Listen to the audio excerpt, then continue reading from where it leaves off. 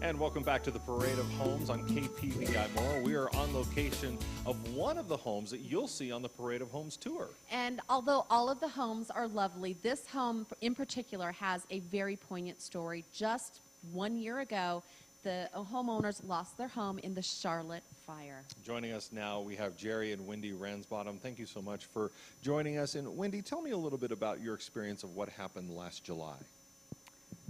Well, I was in Idaho Falls when the fire started, and so I wasn't actually able to come back to the home site for at least a week, I think, something like that.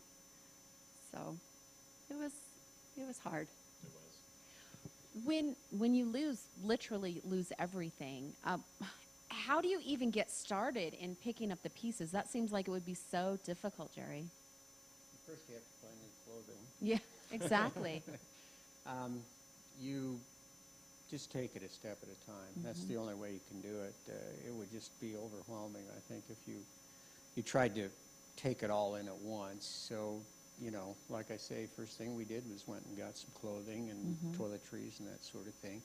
We did get our travel trailer out, so that was at our daughter's place in town, and so we had a place to sleep anyway.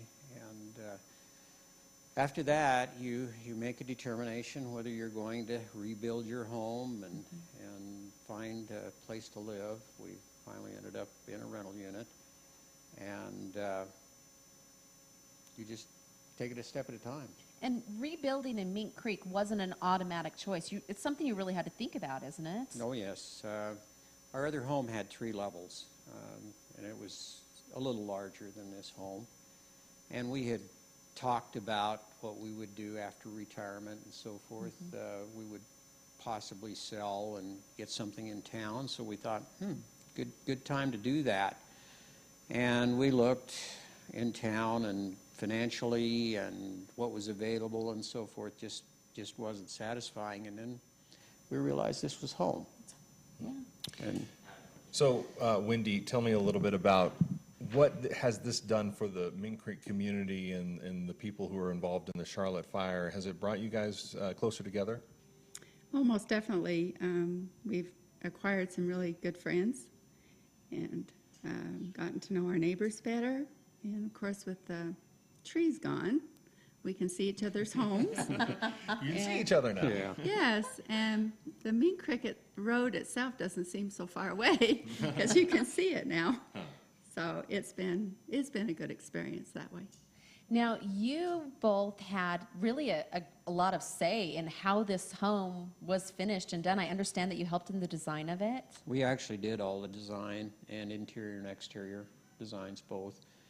And yes, we were up here every day, sometimes twice a day, just to look to see what was going on. And it was, it's our home. We designed it, but it took a while to become home after we moved into it. I kept ending up in the bedroom when I'd go to the office and that sort of thing. But we love it now. It's just perfect for what we need.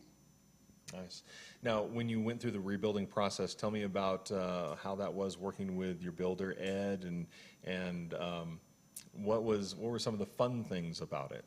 Well, Ed, our son worked for Ed several years ago before the housing market collapsed. He had a framing and tile business, and he was here the day after. They lived in Grand Junction, and he basically said, "I'm calling Ed right now.